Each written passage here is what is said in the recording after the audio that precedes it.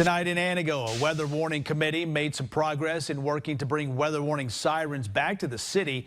Antigo took their warning sirens down 10 years ago because repair costs would have been about $40,000. The committee's most recent plan was to add 5 sirens for $250,000. News Channel 7's Madison Morandi is live from Antigo City Hall, where that meeting was held tonight. Madison, is that still the committee's plan?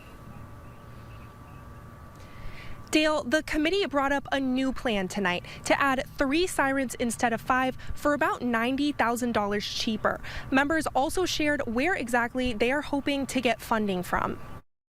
You have to know that the weather warning system is sometimes considered to be a function of the city and that the city should fund it. However, we don't have the money to do that. City Council President and Chair of the Weather Warning Committee, Glenn Bugney, says the city is focusing their money right now on upgrading Antigo's sewage treatment plant. So rather than use city funding, the Weather Warning Committee is reaching out to at least 10 local businesses to ask for funding. But, you know, there's a point, too, where you get donor fatigue. You just can't keep going back to the same people over and over and ask.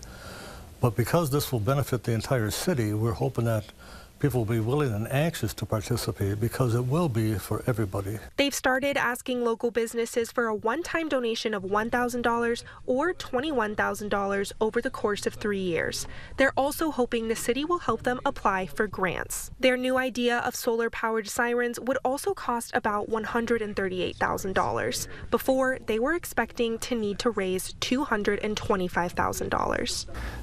But if you have a solar system hooked to a battery, you virtually have very little as far as energy cost is concerned, and very little in maintenance. Their goal is to have them installed by next spring.